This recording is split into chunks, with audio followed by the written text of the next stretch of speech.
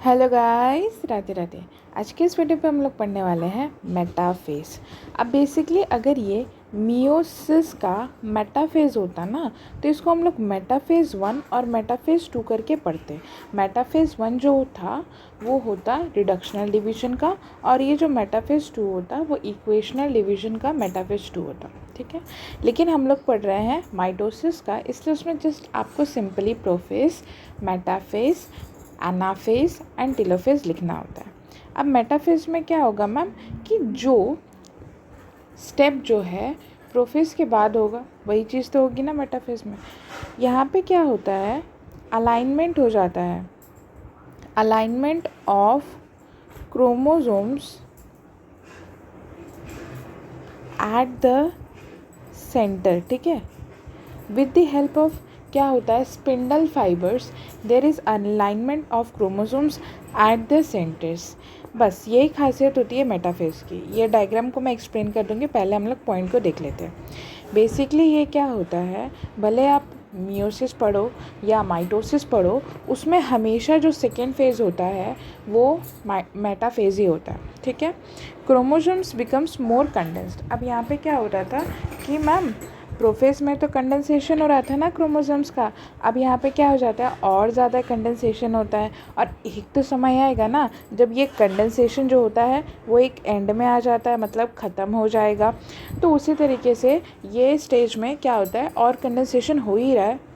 Prophase से जो चल रहा था वो कंटिन्यूस है, कंडेंसेशन ऑफ द क्रोमोसोम्स। ठीक है, क्रोमैटिन फाइबर्स कंडेंस होकर के क्रोमोसोम्स का फॉर्मेशन करेंगे लाइक दिस। ठीक है, nuclear membrane and nucleus fully disappear due to the increase in the viscosity.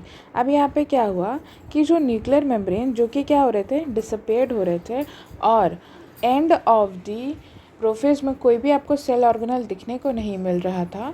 उसी तरीके से यहाँ पे जो न्यूक्लियस मेम्ब्रेन और न्यूक्लियर मेम्ब्रेन जो बच गए होंगे प्रोफेज में, वो पूरी तरीके से क्या हो जाते हैं, एकदम डिसअपेयर हो जाता है। अब डिसअपेयर होने का मतलब ये थोड़ी होता है कि आपने छूमंतर फूका तो तुरंत हट जाएगा, या सेल डिवीजन का फेज़ आया तो तुरंत हट जाएगा, नहीं, ऐसा नहीं होता है। वो इसलिए होता है क्योंकि जो विस्कोसिटी मतलब गाढ़ापन जो होता है उस साइटोप्लाज्म का, न्यूक्लियर मटेरियल का, वो इंक्रीज़ होने लगता है, जिसके कारण आपको और चीज़ें नहीं दिखेंगी except genetic material, spindle fibres, और एस्टर के फॉर्मेशन से आपको स्पिंडल फाइबर्स भी दिखने को मिल रहे हैं, नहीं तो वो भी छुप जाते हैं। सेंट्रियोल्स तो दिखेंगे ही। नेक्स्ट इज एस्टर रे accommodates to form spindle fibre. अब यहाँ पे क्या होता है कि जो एस्टर रे जो कि रे जनरेट हो रहा है ड्यू टू दी सेंट्रियोल्स, वो क्या चीज़ से बने हुए हैं, दैट इज़ माइक्रोट्यूब्यूल से। और ये माइक्रोट्यूब्यूल्स दो एस्टर रे क्या फॉर्म करता है, स्पिंडल फाइबर। ठीक है, ये एक इंपॉर्टेंट चीज़ है कि स्पिंडल फाइबर जो है वो किस प्रोटीन से बना हो रहा है, दैट इज़ ट्यूबुलिन प्रोटीन से, क्योंकि ये जो प्रोटीन है इसी से तो माइक्रोट्यूब्यूल जो है वो बना हुआ है। Next is chromosomes are more distinct and appear as rod like structures. अब यहाँ पे आप देखो कि जो प्रोफेज था, अर्ली प्रोफेज में मैम कंडेंसेशन ऑफ द क्रोमोसोम्स क्या हुआ था, स्टार्ट हुआ था, तो आपको उतनी जल्दी तरीके से तो रिजल्ट नहीं दिखेगा, मतलब थोड़ा थोड़ा कंडेंस हुआ होगा ये क्रोमैटिन फाइबर, इसीलिए थोड़ा थोड़ा क्या होता है कि दिखने लगेगा। लेकिन अगर आपको पूरे अच्छी तरीके से क्रोमोसोम्स देखना है तो आपको किस में देखना है, मेटाफेज में देखना है, क्योंकि वहाँ पे कंडेंसेशन क्या हो जाता है, पूरी तरीके से कंप्लीट हो जाता है, फुल्ली वो क्या हो जाते हैं, डेवलप्ड हो जाते हैं, और आप एकदम माइक्रोस्कोप में अच्छे तरीके से क्रोमोसोम्स को देख सकते हैं। Next is they appears as rod like structure.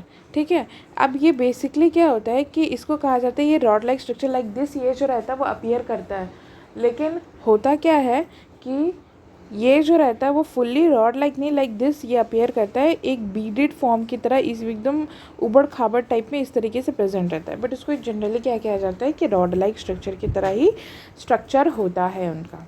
Next is chromosomes are arranged at equator. ये एक इम्पॉर्टेंट पॉइंट है, और यही पॉइंट जो है वो स्टेबलाइज करता है मेटाफेज को।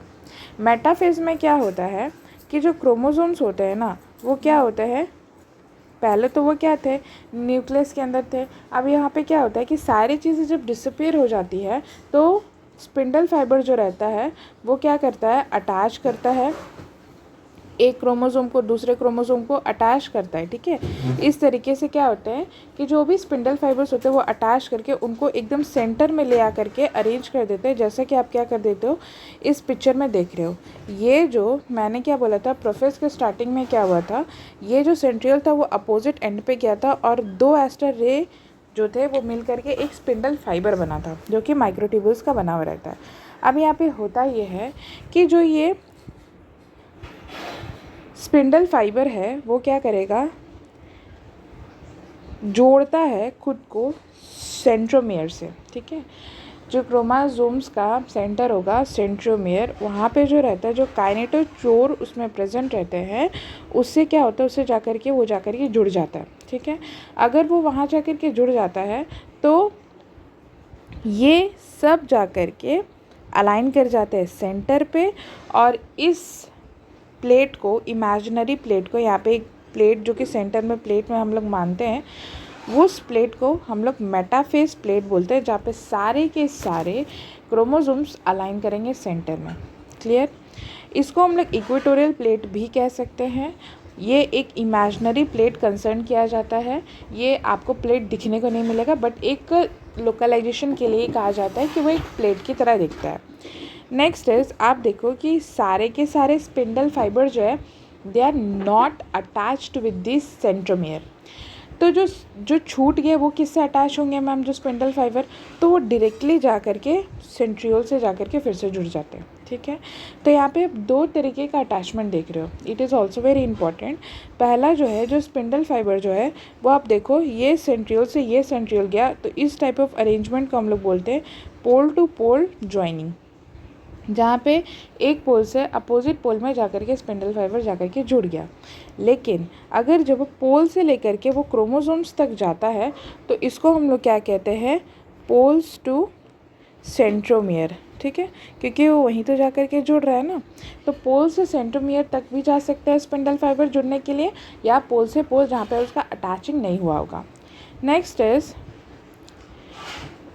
अब ये एक इम्पॉर्टेंट पॉइंट है, ये नीट में पूछा गया क्वेश्चन है, किस फेज ऑफ माइटोटिक डिवीजन, भले वो क्या हो, मियोसिस हो या फिर माइटोसिस हो, किस फेज में, एग्जैक्टली किस फेज में कंडेंसेशन या फिर अब कॉइलिंग ऑफ क्रोमोसोम्स कंप्लीट होता है, दैट इज़ मेटाफेज। इसमें पूरे के पूरे तरीके से क्रोमोसोम्स कंडेंस हो गया होगा। स्पिंडल, यहाँ पे स्पिंडल फाइबर होगा, बेसिकली ट्यूबर लिखा गया। Spindle fibres forms by the polymerisation of the tubulin protein. तो जो ट्यूबुलिन प्रोटीन होता है ना, वो कुछ इस तरीके से जॉइन करके इस तरीके से स्पिंडल फाइबर्स का फॉर्मेशन करते हैं। Spindle fibres attach to chromosomes by the help of kinetochore होता है। काइनेटोचोर जो रहते हैं वो क्या होता है कि ये बेसिकली यहाँ पे बता देती हूँ, ये हो गया क्रोमोसोम, ठीक है, इस तरीके से। अब ये सेंट्रोमियर जो है बीच वाला हिस्सा, उसमें एक तरीके का small disc like appearance present रहता है, small disc like appearance present रहता है, ठीक है, ऊपर भी नीचे भी, क्योंकि ऊपर से भी स्पिंडल फाइबर को जुड़ना है, नीचे से भी स्पिंडल फाइबर को जुड़ना है। तो ये स्ट्रक्चर को हम लोग काइनेटिक कोर कहते हैं, और यही स्ट्रक्चर से स्पिंडल फाइबर जो रहता है वो जुड़ा हुआ रहता है। लेकिन ये पार्ट किसका है, दैट इज़ काइनेटोकोर जो रहता है, it is a part of centromere, ठीक है, सेंट्रोमियर का पार्ट होता है। और काइनेटोकोर जो होता है it is formed by the spindle fibre. अब बेसिकली ये जो है ये पार्ट किसका है मैम, सेंट्रोमियर का पार्ट है, लेकिन ये बना क्या चीज़ से रहता है, स्पिंडल फाइबर से ही बना हुआ रहता है, ठीक है। इसीलिए वो क्या करता है, इस तरीके से प्रेजेंट रहेगा और स्पिंडल फाइबर जो है उसके साथ इस तरीके से अटैच हो जाते हैं। लेकिन याद रखिएगा वो सेंट्रोमियर से अटैच्ड होते हैं स्पिंडल फाइबर्स, लेकिन एक स्ट्रक्चर से होते हैं जिसको हम लोग काइनेटोकोर कहते हैं। अब जो क्रोमोसोम्स है उनके बीच ना प्रोटीन प्रेजेंट होता है, जिसके कारण जो है होमोलोगस क्रोमोसोम, जो एक जैसे क्रोमोसोम्स दिखने वाले होते हैं, और बेसिकली जो आइडेंटिकल क्रोमाटिड्स होते हैं उनमें ये प्रेजेंट होते हैं। तो ये जो प्रोटीन होता है ना, जो एक क्रोमाटिड को दूसरे के साथ अलाइन करके रखा है ताकि वो टूट करके तुरंत बिखर ना जाए, अटैच होकर के रहे, उस प्रोटीन का नाम कोहेसिन प्रोटीन है। कोहेसिन प्रोटीन जो होता है बेसिकली ये तो बीच वाला प्रोटीन है ना, अब यहाँ पे क्या हुआ है कि ये सेंटर में जाकर के अलाइन हो गया है क्रोमोसोम्स, ठीक है, क्रोमोसोम्स अलाइन हो गया सेंटर में जाके। एनाफेज ऐसा फेज आता है जहाँ पे ये वाला जो रहता है ये ऊपर की तरफ चला जाता है और ये वाला जो रहता है ये नीचे की तरफ आ जाता है। तो जो प्रोटीन कोहेसिन होता है वो मेटा फेज़ में ही आपको अच्छे तरीके से देखने को मिलेगा और उसी में आप अच्छे तरीके से उसको विजुअलाइज करके देख सकते हो, क्योंकि एना फेज़ में ये जो कोहेसिन प्रोटीन है ये क्या होता है, ये नहीं रहता है, क्योंकि जो क्रोमाटिड है एक क्रोमाटिड ऊपर जाता है और एक क्रोमाटिड नीचे जाता है, इसी तरीके से वो क्या हो जाते हैं, पास हो जाते हैं। So this is all for metaphase. Thank you.